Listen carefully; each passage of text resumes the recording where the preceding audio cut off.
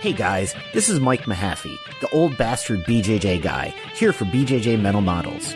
Back in my day, we had to walk uphill in the snow both ways to get to the academy just to learn some crappy technique from a random purple belt. You kids have it so easy, because now you can just subscribe to BJJ Mental Models Premium and get tons of great audio courses to learn new techniques, enhance your mindset, and entertain yourself. You can even get personalized rolling reviews from some of your favorite BJJ Mental Models coaches, including me. It's like having your own seminar, you spoiled little whippersnappers. So what are you waiting for? Subscribe to BJJ Mental Models Premium right now, get off my lawn, and go train.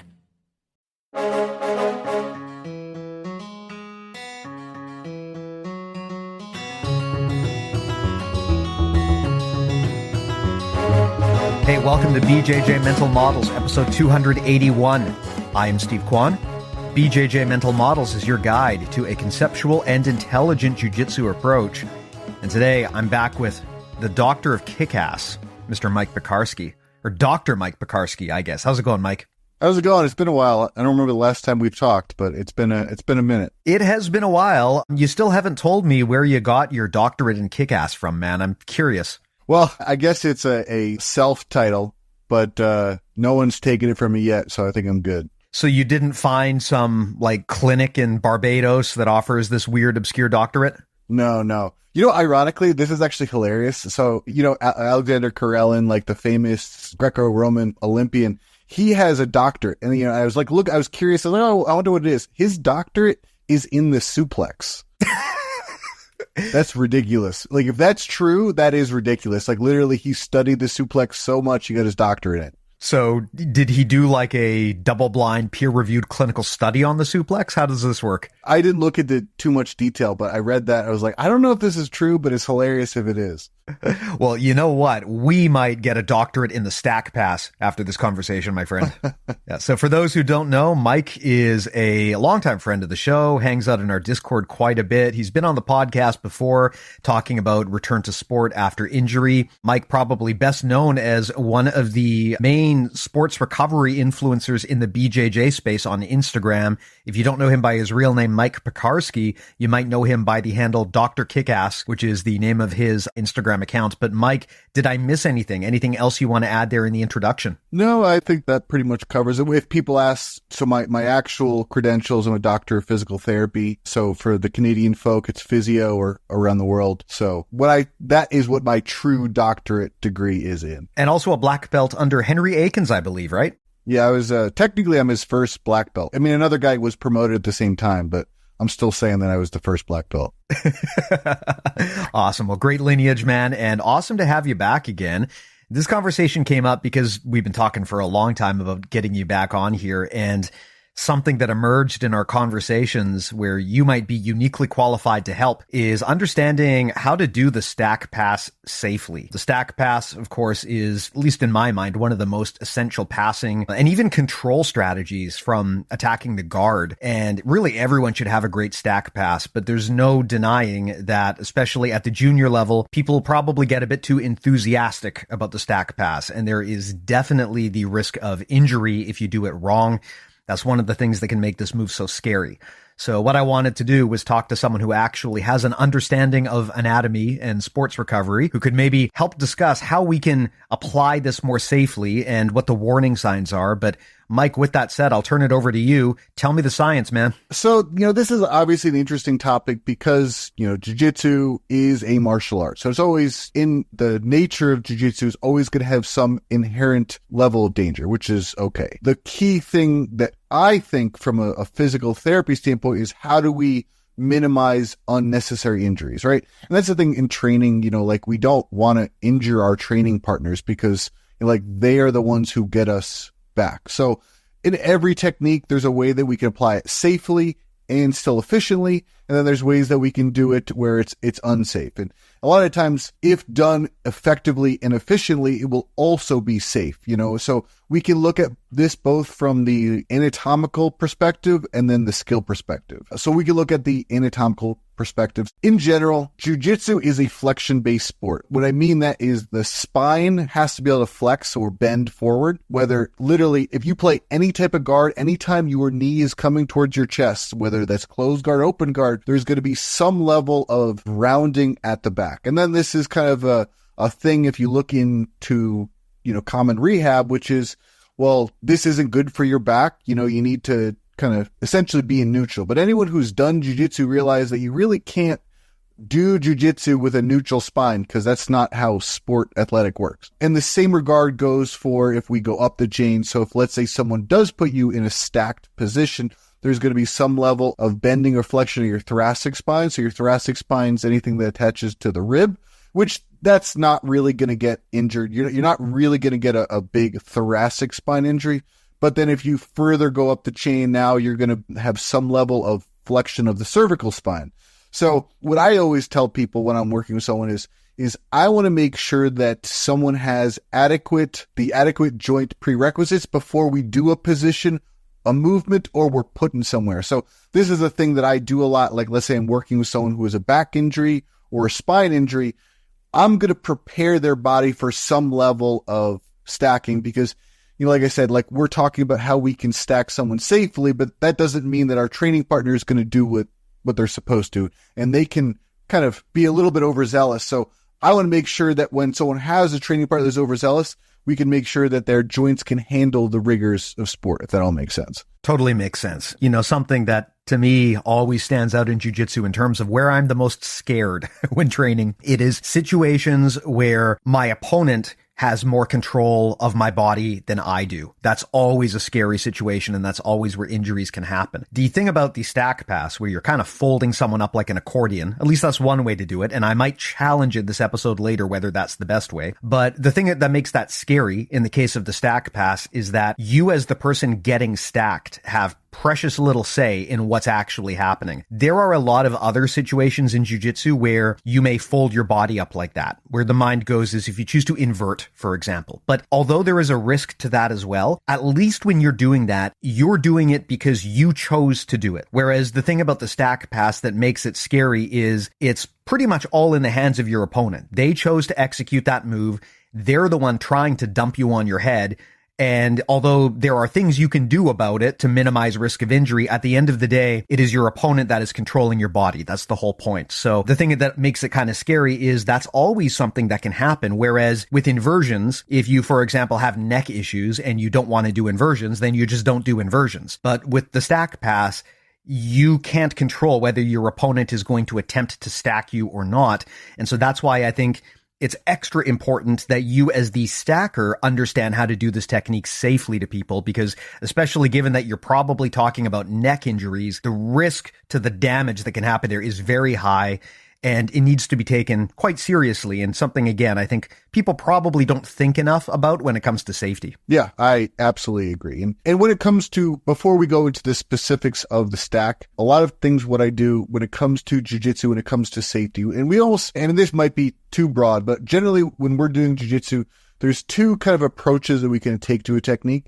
It can be a movement-based game and a control-based game. And in general, I got my black belt from Henry. He's really big on control. And something Hickson had talked about where jiu-jitsu might be effective, meaning like I can play a movement-based game, which is very effective, but it might not be very efficient, which essentially with a movement-based game where you're generally thinking someone who's reliant on a little bit more athleticism, speed. They're almost like putting them like a positional scramble. They're the type of people that they want the scramble to happen because they're good at responding to those.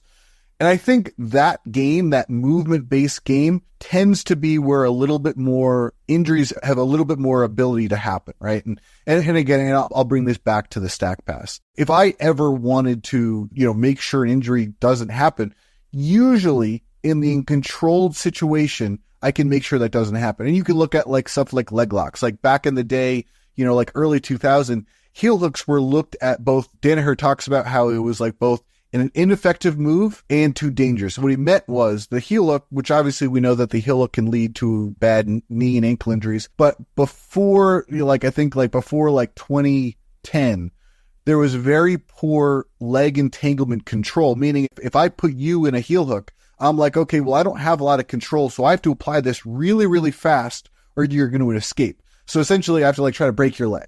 That's why it was dangerous. And then you look at 2010, people getting a little bit more methodical about their leg entanglement. So me personally, I'm the guy, I have no issue heel hooking white belts because I'm doing that with control and I slow it down. They're never at any point of injury. And if any point that I think that they're ignorant of the move, I just don't finish. But that's based on having that control. So we can extrapolate that to the stack as well. Does that all make sense? 100%. And I think I know where you're going with this. What you've described here very much aligns with my journey in learning the stack pass. When I started off as a white belt, of course, I understood the power of this pass and the importance of this pass. And when I went to go for the stack, my goal was try to get to side control as fast as I possibly can, right? So I would be flinging people's legs around, trying to turf them upside down. My goal was I want to be faster than you and get to side control and get my 3 points. But of course, my game's changed significantly since then. I have very much prescribed to the old bastard style of jiu-jitsu now, where I am all about slow control, economical jiu-jitsu, not burning energy when I don't have to. And a big change in my game was focusing more on pressure-based situations, but not fast explosive pressure, but slow controlled pressure, where rather than being in a big rush to get to the stack pass, I try to just hold the person in this awful situation. So I'm not even necessarily putting a lot of pressure on them. I'm just trying to create a situation where their feet are off the ground, they can't connect with anything, they can't base on anything. So they're just kind of hanging out on their shoulders like a dumbass, right? And I would say that if you do that, that's probably quite safe. Where the stack gets dangerous is when the passer is trying to be explosive, fast, and they're trying to fold you up. Maybe they heard that whole thing about how you want to make the person's knee touch their nose. And so they just drop their whole body weight on top of you, trying to get your leg to compress down on top of your nose, right? That is where it's dangerous, where speed and body weight come into play. But I think that if you play this slower in a more static way, you talked about how there's different types of control. If you play with more of a static control game where you're trying to take away their motion rather than trying to introduce more motion, I think then you can probably do this pretty safely. I would also say that it's less attribute based to that point too. So it's probably a passing style that you can keep into your later years more easily. Yeah, absolutely. When it comes to movement-based game versus control-based game, I think we're similar ages. As people get older, the control-based game is a style of jiu-jitsu that you should be able to do for longer periods of time versus the movement-based game it's kind of a young person's game. So I'm not saying that the movement-based game doesn't have merit, because obviously it does. People are very successful, and you can look at so many high-level jiu-jitsu athletes that need it. I think also people who want to transition to mixed martial arts, I think that usually that movement-based game has a little bit better transfer to translate to mixed martial arts, just because shorter time periods on the ground, so you have to move quicker.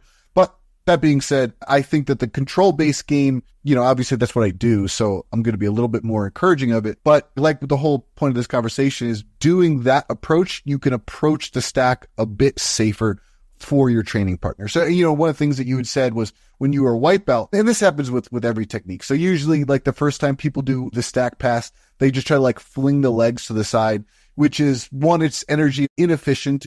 But it's also not effective. Generally, if I go so and they try to fling my legs, I'm going to be able to get my guard back. I'll be able to get my guard even before they pass. It's just not an effective style because they're trying to almost throw your legs. Well, it takes me a lot less energy to just pull my legs back. Then I think the more dangerous thing you have to worry about is if, let's say there's a big size discrepancy. Those people that, when they go in for that double underhook or double, I guess it would be, you're underhooking the legs, is they just kind of pull you up almost all onto your neck. And that's the kind of the big thing. So they're not doing that slow, continuous pressure. They're literally just lifting your hips all the way up, and now all that pressure's on the neck. That's where I find it to be dangerous, where you're applying the move way too fast and without regard to your partner. But I also don't think, again, from a movement perspective, that's very efficient, because that's still reliant on you being stronger than your opponent. When I apply it, I don't think that necessarily bringing someone's knee to your nose is necessarily dangerous as long as you do two things. One, you apply it slow, which, like you said, and I 100% agree, when I play a pressure game, I'm applying the pressure slowly because this is how I make sure I have control. But the key thing that I do, because my job isn't to put their knee to their nose as like I'm trying to submit them, I'm trying to get to side control. So I always want to give my partner the option, whenever they've had enough, they can accept the pass. They say, hey, I've had enough of this pressure, take side control. And usually when you do it like that, when you give them that out, we're not worried about the neck injury because they always have that option of just say, okay, fine, take side control. That makes sense? Absolutely. And that's actually, I think, the superior way to play the stack pass. You mentioned this earlier. If you are trying to do the stack pass with speed and force, the challenge that happens is, number one, you can seriously hurt your opponent if you wind up dumping them on their neck. But number two, if you're too forceful and you try to fling the person's leg over, you can quite easily get them into turtle. So instead of going to side control, you've lost control of the position because you didn't pass slowly, but rather you flung them across. And what winds up happening sometimes is they can just roll through into turtle. And in a lot of cases, that's not good for you. There's a lot of good turtle players out there, and I would much rather have someone pinned in side control. Whereas, again, if you're slow and methodical, the best way to complete the stack pass is to let the other person, as you said, decide that they want to give it up, because it's pointless to be held in that position. They can't do anything. It's frustrating. It's demoralizing. It sucks to be held in a stack pass, right? So there's a lot of reasons to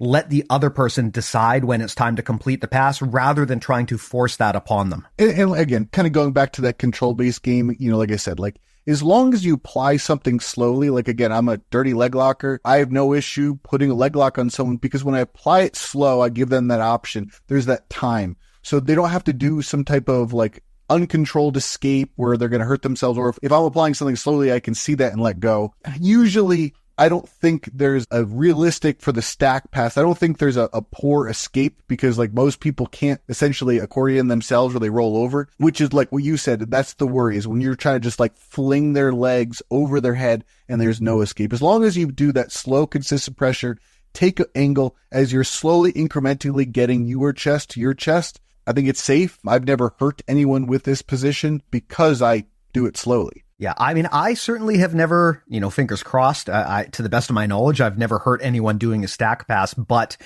I have definitely heard people tell me their stories about how it's happened to them. And usually the accusation is that the person doing the pass was too fast, too explosive, not enough control. They tried to get them upside down, tried to move them with a lot of force. And also, a big thing that can cause injury with the stack pass is dropping the weight on top of the person. So if you've got that person folded upside down and then you drop your body weight down on top of them when they can't do anything about it, that is a recipe for disaster. Yeah. One other thing we can consider is, as you had pointed out, if let's say I invert, that is my decision versus the stack. I'm not deciding to get stacked. But there's still some things that the defender can do to be a little bit safer. And it actually brings back to something that happened to me once where I was drilling the stack pass with my wife. So, she's stacking me, but because we're drilling, I'm relaxed. And she put a little bit too much weight on me. Like she kind of dropped her weight versus being more of a continuous pressure. And there was a little pop in my back. Thankfully, it wasn't a serious back injury, but that's the type of thing that you had mentioned where what people do is they just suddenly drop their weight versus being more continuous. Now, I can't make someone be continuous, right? Because I don't want them to stack me.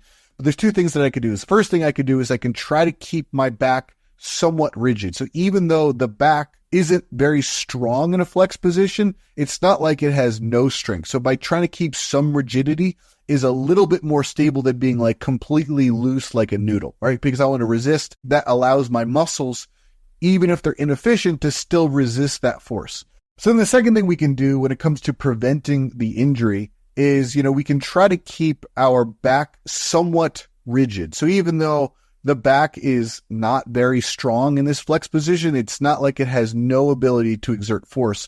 And one of the things that we know, if the back is the most stable in a neutral position, like I said, neutral spine doesn't exist in jiu-jitsu.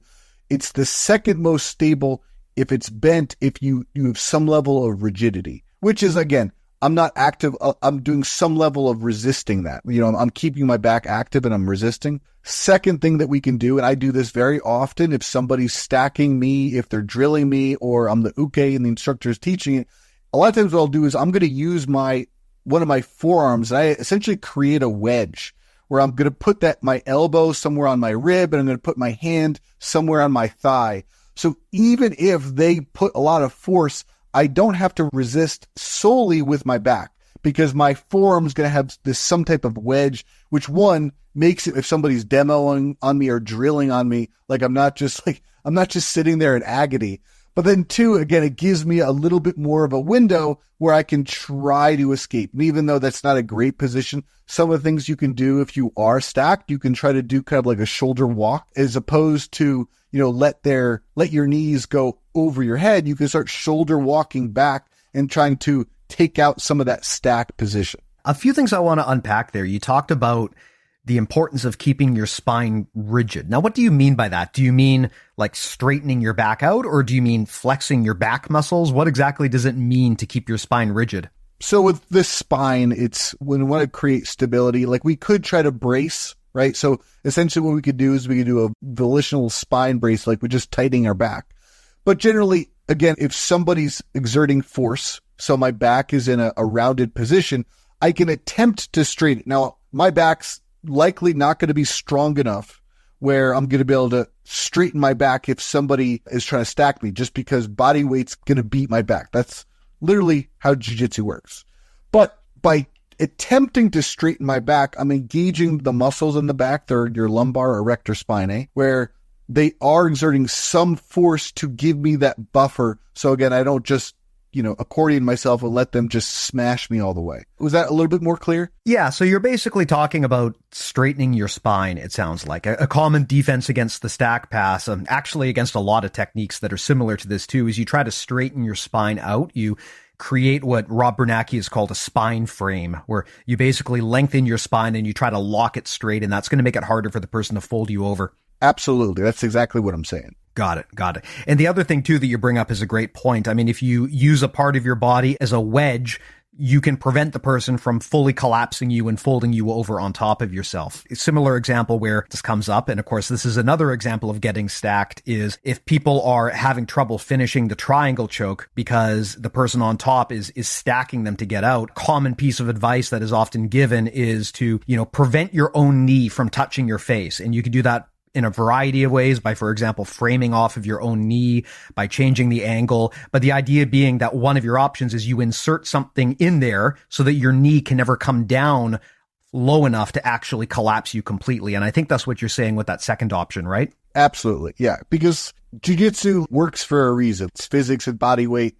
So if I can do something to give, I can use something rigid of my body, like my forearm, it's going to be strong within that axial compressed position. That's going to make the position slightly less uncomfortable. I kind of figured that out by accident. I remember I had an instructor who was demoing on me, and usually when they demo, you're not fighting back, and usually they're keeping you there and they're talking. I'm like, this sucks. So I just started doing that so I could be less miserable while they're teaching the move. And I was like, oh, wow, this is actually pretty effective in keeping me safe.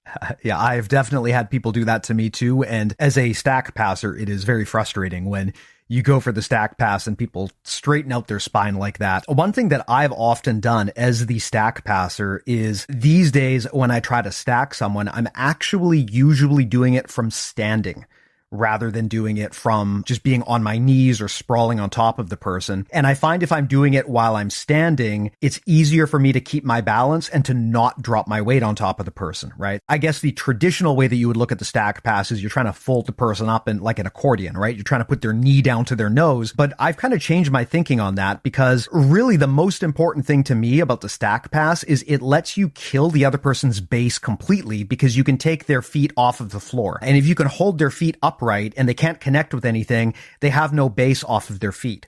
So the only option they have now really is to base off of their shoulders or their hands. And that's why they can do that spine frame that you talked about where they lengthen the spine. But I find personally, if I'm standing up and I'm kind of crouching down and digging my knees into them and I stack them that way, it's just as effective because I can prevent their feet from touching the ground. And then it's also a lot harder for them to do things like stiff arm my face or do any of that obnoxious stuff as well. That's something I have not played with. I would play with. I think usually what I do when I stack someone is what I would do is, so as I'm getting their hips off the ground, I'll put my knee underneath their back. So same sort of frame, but now from the offensive standpoint. So I'm not, again, using my, like, hopefully that I'm not going to lose my balance. I'm going to fall on them. I have that wedge so I can keep them in that bent position.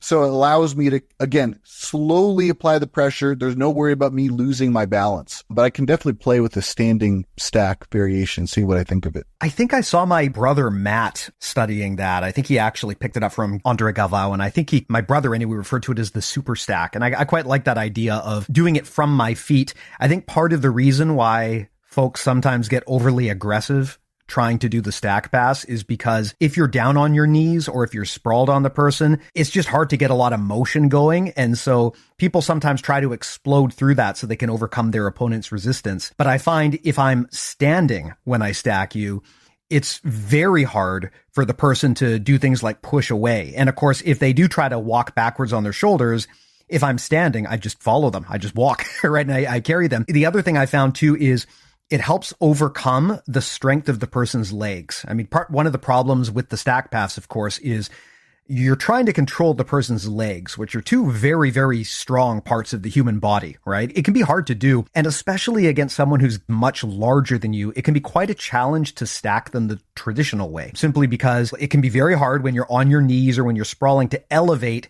their legs up if they really don't want their legs to be elevated. Whereas I find if I'm standing, what I can do is get that underhook, get underneath the legs, like a single under or a double under. And then rather than trying to lift their leg, I just stand up.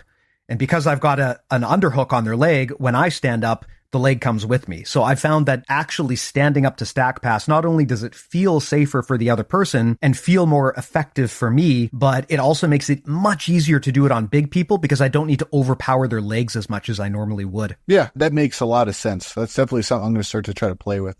I do find, and I think you're more of a gi guy, right? Yeah. So I do think that the stack, to learn it correctly, is because you want to do slow pressure. That's one move I find a lot more effective in the gi, just because you have grips where you can kind of keep somebody up.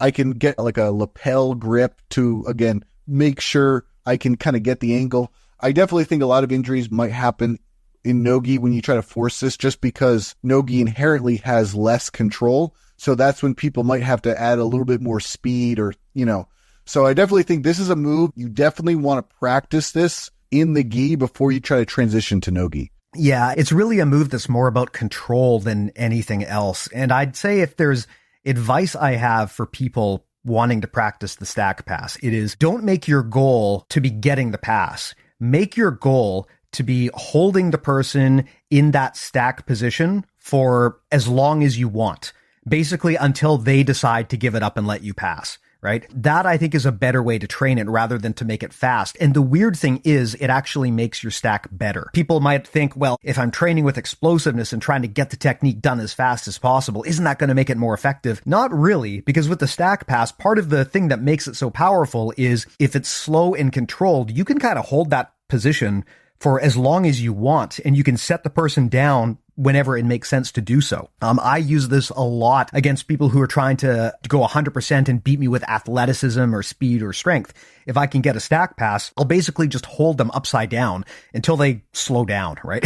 And then I'll set them down gently. I find it's a very good pace changer. If someone wants to make this a game of speed and power and explosiveness, the stack pass is one of my favorite options because I can deny them that entire game plan. And I basically hold them there until they realize that's not going to work anymore. So it's also a really great way to kind of train the younger belts to not be so explosive and freaky on the bottom and to go 100%. I like to demonstrate to them that I can sit here and just hold you and you can't do anything, because in this case, if you have no base, technique is going to beat you every time. Yeah. I think like the old school jiu-jitsu guys used to call that like cooking somebody, right? Where you're just putting that consistent pressure on them. And, whatever the time is. I remember exactly what you mean. You know, I'm a black belt, but I would say my passing was the kind of like the aspect of training that took me the longest because I always tried to rush it. But like once I slowed down, I was like, this is way better. Cause like you forget like 2 minutes, 3 minutes is like a long time. You just do that slow, consistent pressure. They can't move and they're eventually just they'll be like, okay, fine, take the pass. This sucks. Yeah, absolutely. I would say that one other pointer that I have developed for the stack pass is when you are doing the stack pass, not only do you have to make sure you're doing it safely, but you also need to look out for your opponent because you can't guarantee that they will try to escape safely. People sometimes, if you hold them upside down, they'll do crazy dumb shit. Like they might try to, do a backwards roll over their neck to try to get out. So one of the things that I do now is when someone is trying to escape the stack pass, I try to just hold them again in that stack position. Part of it is because I want to cook them, as you said. I want to leave them in this undesirable position until they give up on their own. But part of it is even if my goal is not to fling your legs over and, do this with power and speed. Your goal to escape, if you don't know better, might be to try to fling yourself explosively. Junior belts, for example, again, they might try to roll backwards and take the momentum and try to get back into turtle or get out. And that is risky because despite my best intentions, you might roll over your own neck. I don't want you to injure yourself just as much as I don't want to injure you. So the thing I like about the slow controlled stack pass is once I get someone's feet up off the ground, yes, I want to make sure that they can't, walk backwards on their shoulders. Yes, I want to make sure they can't get out from the underhooks and get their legs back. But I also want to make sure that they can't roll backwards as well into turtle or something like that. So part of what I'm doing is holding their legs to prevent them from trying to escape on their own. So again, anytime you've got a person in that kind of position, right? If someone is sort of upside down on their neck, there's a lot of reasons why you need to make sure you're taking good care of the person, even in competition, right? Even in competition, it's totally fine to play a stack pass safely like this. It's just as effective. You don't need to be going completely crazy when you're doing this move. Yeah, it actually a point you'd mentioned earlier is I think it's more effective to do that because, if they do something stupid and then they roll, even if they don't get hurt, they're in the turtle, which we don't necessarily want. You want to put them in that position. You want to get to side control because side control is a more inherent advantaged position for the top guy. Now, what do you do to prevent all of this from happening to you? I mean, you already brought up some good points, right? If they're going for the stack pass, you want to straighten your spine out. You want to walk back on your shoulders. You want to have your hands or forearms kind of in front of you so that if the person does try to stack you upside down and put your knee onto your nose, you want to make that a little bit hard for them to do so. Any other pointers or things that you would suggest to help people defeat the stack pass and maybe have it happen to them more safely as well? So that we can look at both the skill and then the physical capacity. So the skill thing we could do is you have to think about what guards might put you in a position where you could be stacked. So again, because, I'm a physical therapist, I work with a lot of people who are injured.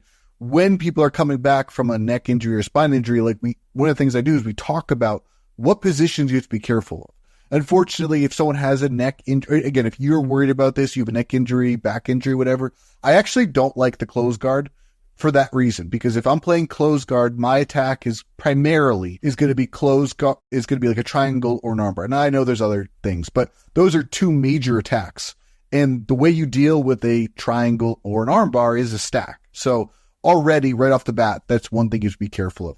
Anytime you're playing like an open guard where your legs are really high, it's going to be easier for people to come underneath you versus if your legs are lower, obviously they can't go low. Now, you might be putting yourself in a position where they might not be able to go underneath you, and then they might do a different pass like a Toriando or they pin your legs, but that's the game of jiu-jitsu, right? Like if you take away one option, there's something else. But it's important to have that awareness. If you're dealing with a guy who's a good stack passer, I don't want to have my legs too high because it's going to be easier for you to get underneath me. So that's one. Second thing we do is let's say, someone does start to stack. An easy thing you want to do is you don't want to let your legs be light. So one of the things you could do is you could try to engage your glutes almost like you're trying to do like a glute bridge, right? Where you're trying to elevate your leg. So when you engage your glutes, it's going to make your legs heavy and your spine straight. So even before they roll you up, your spine's already straight. Your glutes are, so now your legs are going to feel very, very heavy. And that's going to be a very big deterrent for them to continue the stack. Yeah. Something that I would expand on there too. I've talked in the past about how in jiu-jitsu, you generally don't want to be a tetherball, right? You don't want to be in a position where you are tied to your opponent and they can move you around and there's not much you can do about it. Some common examples of this, again, the stack pass is a great example of this, where if you've got your legs up on their shoulders, you're kind of tethered to them. There's not much you can do. They're the ones dictating the motion. And like you said, I try to be very cognizant of when people are fighting for the underhook and to get under my legs, because if they can elevate my legs up, then suddenly I'm in this incredibly awkward position that's hard to defend from. So I think being preventative there and trying to avoid getting all tethered up on your opponent where they can move you around is a great idea. This kind of idea will also prevent you from getting stacked from other positions like the triangle. Common mistake with people doing triangles is they will try to throw up a triangle on someone who has perfect posture. And what winds up happening is the person just moves you around at their own discretion at that point. I mean, in order to do a triangle properly, you need to have the person's posture broken down so they can't stack you. There's a lot of moves like that. And after training for a while, you develop the sensitivity around this. And you start to realize when someone is going for that stack and you deny them that. Because again, if they can get under your legs, if they can lift you up, suddenly they can control where your body can go and you have very minimal control of it yourself. Yeah. And then piggybacking on what you're saying about the triangle, like let's say I'm attacking an armbar. A lot of times when people they do a classic closed guard armbar, they throw the leg over and their far leg is going to be clamped on the neck. But the problem is when, if you are defending, if you can maintain posture, that means you can stack me. So one of the things that I always tell people when they're doing the closed guard is when you clamp that leg, when you're clamping that leg, it should be on their head. Because if let's say you're defending the armbar and I can smash your head all the way down, it's going to be very difficult for you to get the posture needed to stack me. Yeah, great advice. I remember learning specifically about how you can kind of flare your leg a little bit to really clamp down on the person's neck. And that's so helpful because, common problem with trying to submit from the guard, especially triangles and arm bars, but also omoplatas as well, is that getting stacked is an option, right? In fact, in general, this is one reason why if you're smaller, you never want to assume that you should just go for submissions from the bottom. You want to be real sure, because if the person is bigger and stronger, once you latch onto them, if you don't actually have the submission perfect, now you're tethered to them and they can move you around however they want. With arm bars, of course, this happens from the bottom. Again, if you don't break their posture, triangles are notorious for this. Omoplatas, I've talked about this as well, where I was trying to omoplata a much bigger guy one time and he just kind of picked me up and just spiked me on the back of my neck, just folded me over completely. It was one of the scariest things that ever happened to me in jiu-jitsu. The problem is with a lot of those attacks,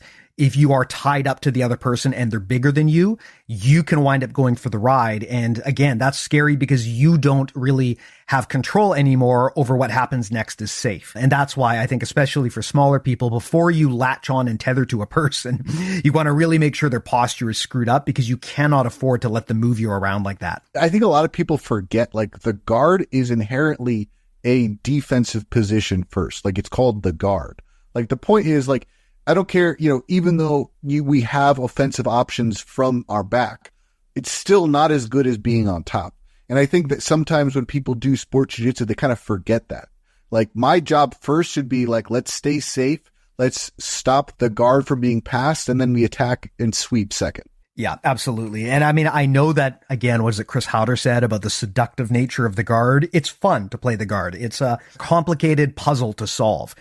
And because we spend so much time focusing on that, especially at the fundamental levels, I think people sometimes overweight the importance of the guard and they get too comfortable hanging out from there. But from my perspective, submitting from the guard is the lowest of my priorities if I'm on the bottom. I want to get up on top. That is my number one priority. If there's a submission there, I'll go for it, but I have to be really sure that I'm actually going to get it. Because usually if you kind of think about the risks that can happen from trying to submit someone off of the bottom, usually the risk of a failed submission is pretty bad. So for example, armbar, right? If I try to armbar you from guard, if I get the tap, that's great. But if it goes wrong, I'm probably going to wind up in bottom side control. Same with the triangle. That's a good result.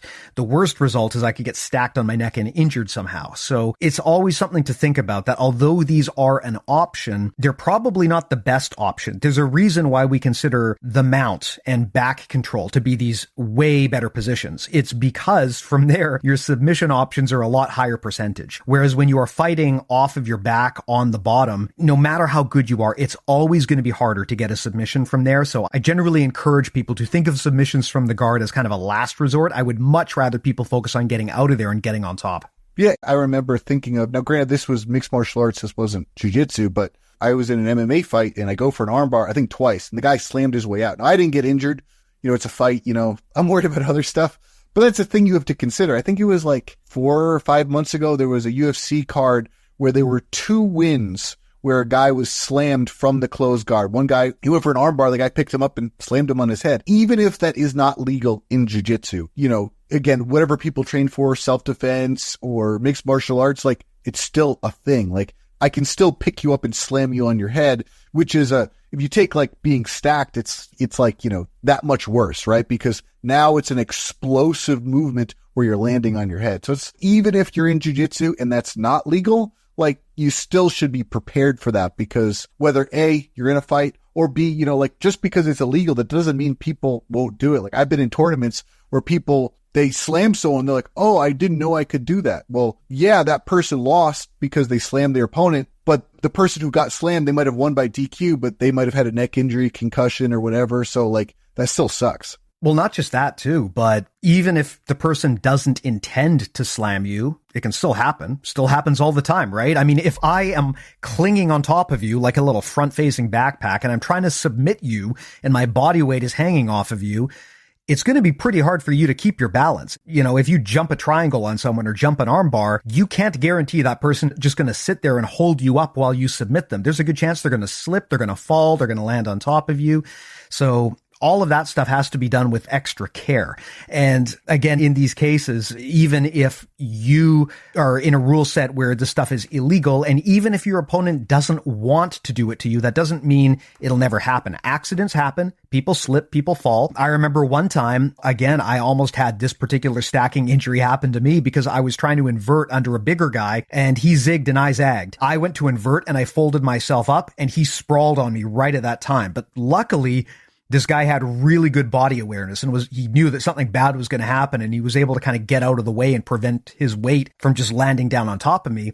But that kind of stuff happens. Even in a completely slam-free rule set, there's still the possibility that kind of thing could happen to you. So, I mean, I don't like to take risks around that kind of stuff. I don't like to assume that I can get into these kind of dangerous positions and that the rules will protect me regardless of the other person's intent. I think it's best to, again, try to keep your neck safe where you can. Yeah. And again, one of the things, we're kind of like focusing this conversation on macro injuries where, like, again, someone folds their neck or, something like that. But I think it's very common with a lot of jiu-jitsu athletes where they have these micro traumas where it's not that they got stacked once. It's the fact that they do it over and over and over again. And, there's those people that there's like very flexible, like, oh, I could get stacked. But it's like, so like, how many times are you getting stacked before the accumulation of that leads to the injury? So that's another thing. So one, like, just because you have the capacity where you can be stacked doesn't mean you should just let it happen. And then two, again, I'm a physical therapist, so I'll say it, but just because you didn't get injured, like I'll mostly, honestly, when I work with people who have back injuries or neck injuries that are jiu-jitsu athletes, it's usually more this chronic degeneration where they just keep letting themselves get stacked, or they get their neck cranked and, they didn't tap, and now their neck doesn't move that much. And now they're that much more prone to get injured in these positions because their neck or their back doesn't do what it did, when they were in their 20s. That is a great point. I mean, you know this because I was just telling you about this, but a week or two ago, my shoulder was injured and there wasn't a moment that happened where it injured. It's not like someone Kimura'd me and ripped my arm off and, oh, I heard something pop or anything like that. It's just, I went to class and it was fine and nothing real, no one like attacked my shoulder or anything. And I went home and I thought, my shoulder kind of like, it hurts more than I would expect. I went back to class the next day and I trained again. I was very slow, very safe, tried to kind of not do anything stupid. And again, nothing terrible happened to my shoulder, but my shoulder hurt even a little bit more. And so the next time I went to class again, I babied it really carefully. But afterwards, even though nothing happened, and my shoulder really started to hurt. So I thought, okay, something unusual is happening here. I went to a physiotherapist and, they did a bunch of checks on me. And what they basically said is the interesting thing that they found is my arm that was injured my right arm is significantly weaker than my left arm, at least the shoulder is. And I'd never noticed this before. And his thought was, it's possible that there has just been some sort of degrading injury that's been happening for a while that you never noticed, and your arm is just atrophied and weakened because you've been accommodating to work around it. And that's, I think, an example of what you're talking about, where there wasn't a moment where my arm just gave out. Rather, it was just kind of gradual until it got to the point where I couldn't really train anymore. And then, when I went in to have the physio take a look at it, it wasn't some cut and dry thing where they said, oh yeah, you tore your rotator cuff. It was rather more just, this is probably the accumulation of a lot of wear and tear, and you kind of not really using this shoulder as much as you probably should be because you didn't realize that you were sort of favoring it. So I thought that was interesting. I don't know that you're the doctor. You tell me if that's a good diagnosis or if he was out to lunch. No. I mean, that's definitely a thing. So if he ran you through some tests and, the better I get as being a physical therapist, it's funny, the more you know, the more you realize you don't know. So he probably ran you through some tests and nothing popped up that was very significant. So likely you didn't have a lot of shoulder laxity. So it is, and then just based on yourself, did not have a clear mechanism of injury. That just long-term chronic degenerative shoulder is definitely very possible. And I think, you're master's athlete at this point. You're a little bit smarter. A lot of jiu-jitsu athletes are real dummies, and they would be in your situation for months, and they're like, oh yeah, I just put my hand in my belt and I just won't use it. And I remember before I was a physical therapist, I did that once, and you know what happened? I kept hurting my shoulder and I kept delaying my return to sport. I mean, I always tell people, if there's anything that you can do to have a longevity in the sport, is manage your injuries early, because an acute injury is much easier to manage. When someone's like, oh yeah, I had a shoulder injury or a neck injury for 5 years, it's going to be a lot longer to get that shoulder or that neck or that body part feeling better, because there's been so much wear and tear at that point. The prognosis is not as good and the length of time is going to be longer. So, and usually with jiu-jitsu, it's not that people just it does happen. People might get bored and they're like, I don't want to do this anymore. This is especially common for competitive athletes, is they start to accumulate all of these small injuries, and they kept worse and worse. And now they're, they have a shoulder injury. Now their shoulder is 99%. Now it's 95%. Now it's 50%. And I'm sure every listener has seen those older black belts where their game is so limited, not because of their jiu-jitsu simples, because their body won't let them do things anymore.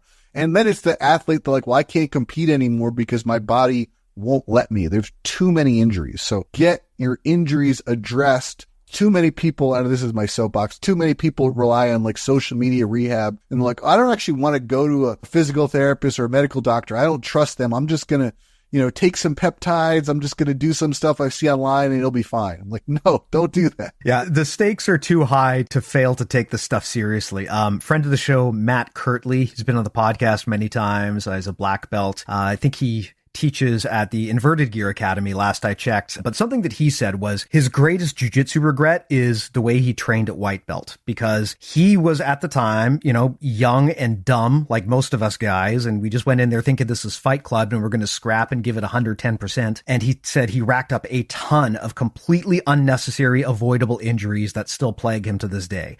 And his big regret is accumulating all of those injuries for basically no gain. It's one thing if you get injured in the finals of a black belt world championship. It's another thing if you get injured on your third day of white belt jiu-jitsu. And that happens a lot, right? And this is part of the reason why I wanted to have this chat, because nothing scares me more than two white belts rolling together. Because at that point, they don't know how to take care of each other. I mean, we talked about the stack pass here, right? If you put me in there with the most lunatic white belt you can find, I'm still not that concerned, because look, if I get them to a stack pass, as I mentioned earlier, I know how to hold them safely.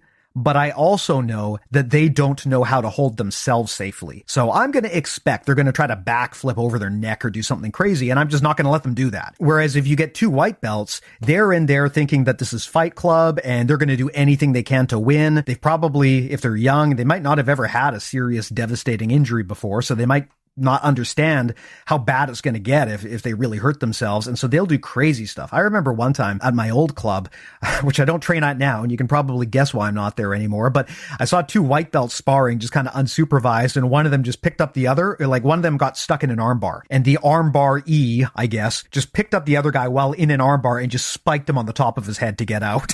It's like, for fuck's sake. But of course, they don't know any better. These guys probably didn't even know that slams were not legal at this point because they were too new. And so again, two white belts sparring unsupervised is the scariest thing in all of jiu-jitsu. That's why I hate this culture where they say, oh, you can't call a higher belt out to roll. And that's the dumbest thing, right? If you are a brand new white belt, your best bet is to roll with people more experienced than you, because although you're probably going to get turned into a pretzel, at least you're not going to get hurt in the process. Yeah, I absolutely agree. It's even worse for you two white belts that are doing takedowns. You're like, dear God, please. Obviously, for me, from a business standpoint, it might be good, but like, no, please don't do that. That's terrible. It's terrifying. But it's not good if they get injured and they never come back again, right? I mean, I'll tell you a dumb white belt takedown story. When young Steve was in his 20s and he was like a 0 or 1 stripe white belt, I found another young guy in his 20s who was also a 0 or 1 stripe white belt, and we just decided, fuck it, we're going to do judo today. And of course, being the brilliant white belts that we are, you can imagine that this ended in the worst possible way possible. I got his thumb in my eye socket, removed a piece of my eye. It freaked me out like nothing I've ever, I looked in the mirror and there was like a visible piece of my eye missing. And because I am such a genius, I went to the hospital, got it checked out, and I was like, I can probably go back and train again tomorrow. So I put on an eye patch and I went and I trained tomorrow, which is like the dumbest thing. Of course, it didn't stay on at all. I mean, in retrospect, I probably could have got an infection, probably could have lost my eye. I was a fucking idiot. And I wish in retrospect I wasn't that dumb. But all I can say is to all of those young white belts out there right now who take their training incredibly seriously, just understand that accumulating injuries at your white belt stage is like the worst long-term decision you can make. If your goal is you want to be like everyday Pohada world champion guy, the worst thing that you can do is rack up injuries at white belt, because that will absolutely screw up your performance at the later belts where it matters and where you know better. Yeah. A funny white belt story. I was doing nuggies. He didn't know he was a black belt. And I think he was like a 1 stripe white belt or something. He sees me. He probably thinks I'm a white belt. I'm very unassuming. I catch him a few times. And I had him in a choke. And he's like, man, I didn't want to tap. He's like, Khabib didn't tap. I'm like, dude, you're a white belt. You're not Khabib. Like, completely different story. I just had him in a rear naked choke or whatever, but it's like, dude, like, this is not the UFC. You're not in a world champion. He ended up like, he matured and, I do like him. It was just, but that was like that was my first interaction with him. I'm like, this dude's terrible. Not terrible from a skill perspective, but just that attitude. Just to reiterate the point, jiu-jitsu, there's inherent danger with jiu-jitsu. And again, I'm okay with that. If we try to make it too safe where injuries are not possible, it might not be an effective art anymore. So there's always inherent danger in jiu-jitsu. That being said, there's injuries that can be avoidable, and that's what we want to do. Like, I think ultimately we want to make sure that people can have longevity in the sport, avoid those unnecessary injuries so that you could do jiu-jitsu for a long period.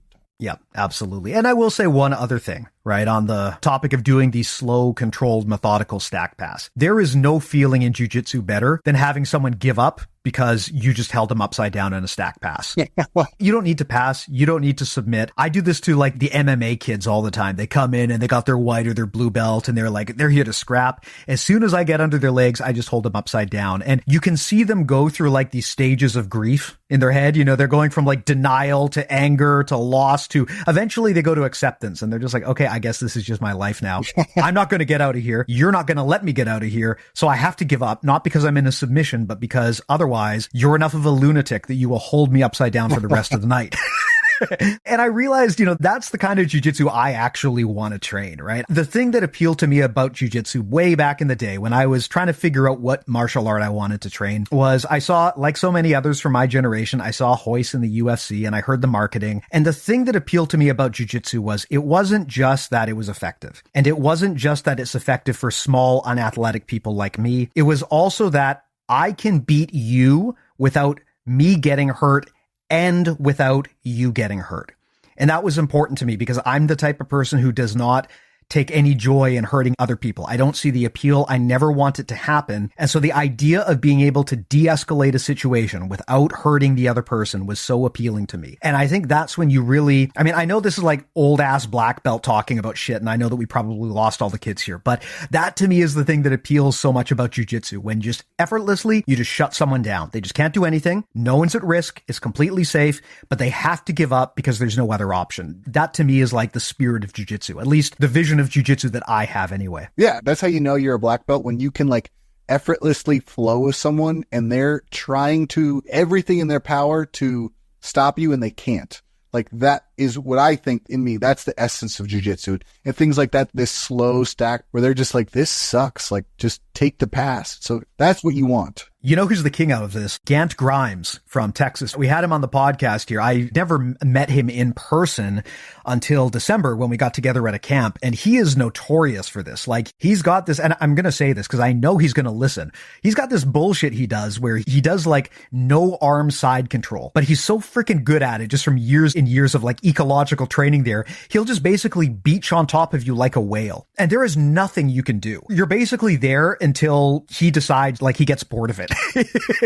That to me is like good jujitsu, right? Is just completely effortless control. It's not about who can explode faster out of a submission or who gets the tap the quickest. It's, can you control and de-escalate the situation and make it entirely your own without any risk to you or even to the other person?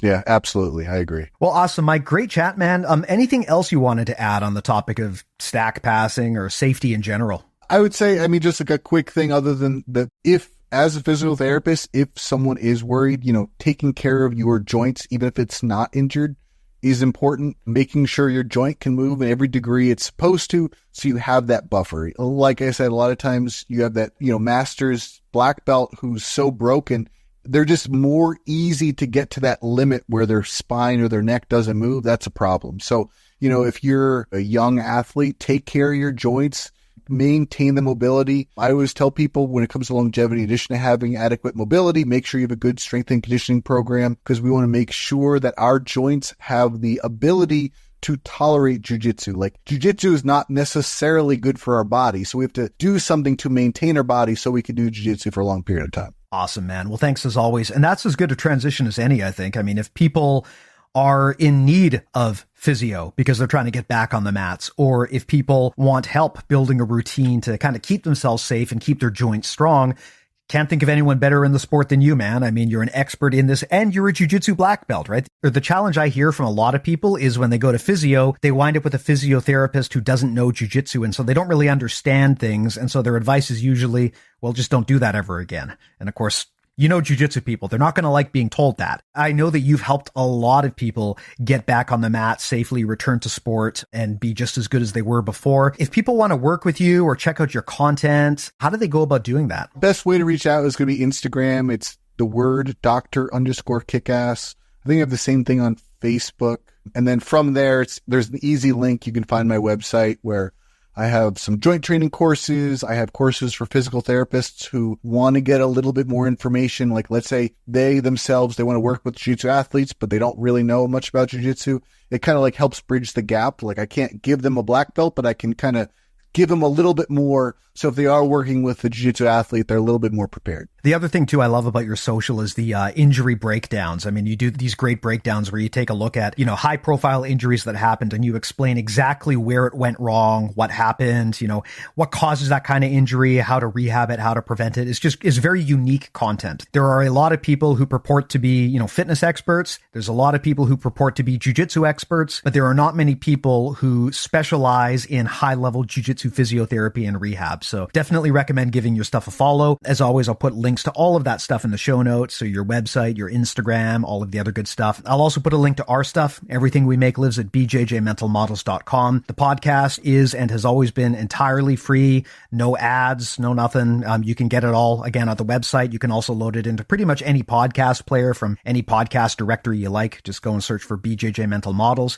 Our newsletter is also about to cross 10,000 subscribers. It's an amazing free resource. If you listen to the podcast and wish you could get detailed notes on these conversations and kind of more expanded thought pieces, that's where you go. So the newsletter, again, you can also sign up from the website. And beyond that, if you want to kick it up to the next level, BJJ Mental Models Premium is how we pay the bills around here. If you sign up for Premium, it's a monthly subscription. There's no lock-in or anything. You can leave, cancel at any time. You get a few things. First of all, you get access to our audio course library. At this point, we've got over 100 hours of audio courses on there from some of the best minds in the sport. We try to do things different and in a very unique way. We don't do a lot of video instructional simply because there's a lot of that already. But by doing audio, we can focus on talking about things like strategy, concepts, mental models, tactics, philosophy, mindset. So that's the kind of stuff that you'll get there from some of the best coaches and athletes in the sport as well. It's not just me talking into a mic the whole time. We also have an ever-growing family of premium podcasts. We've got an amazing podcast called The Highest Levels, hosted by Emily Kwok and Joe Hannon. They actually just had Marcelo Garcia on as a guest. It was just an amazing chat. Went deep into all of the battles that Marcelo's had recently in his personal life. I'm not familiar with any other situation where Marcelo has spoken at length about stuff to this extent. So I'm just so glad that we were able to bring that to the community. There's also other premium podcasts on there as well. And of course, if you go up into our higher tiers, we can get like black belt world champions breaking down your footage directly. So if you're not getting enough coaching directly from in the gym, BJJ Mental Models Premium is the best resource to do that. Send us just a short clip of yourselves rolling. We'll give you high level black belt feedback. And I think for most people, they'll be quite surprised at how valuable even just a quick review of a short 2-minute roll can be. And we have a video library now. So if you join our coaching tier, you will get our video library. If you're tired of hearing me talk and you want to know what the shit looks like, BJJ Mental Models Premium, join our coaching tier or higher, and you will get access to our video library, produced by Brother Matt, actually, of all people. So hope everyone likes all of that stuff. And again, free trial, try it for 7 days. If you don't like it, cancel, won't cost you anything. But all of that is at bjjmentalmodels.com. And Mike, just like your stuff, I'll put a link to all of that in the show notes to make it easy for people. But Mike, man, thanks so much for coming by. Really glad that we were able to have a talk like this. This is my favorite kind of jiu-jitsu conversation where we've got a very relatable problem that people just don't really think or talk enough about. And I think we were able to add a lot of value by discussing it at length. So thanks so much for coming by, man. Yeah, thanks for having me. This is always fun. Always fun, sir. And thanks to the listeners as well. Always fun to have you here too. We'll talk to you next week. Take care.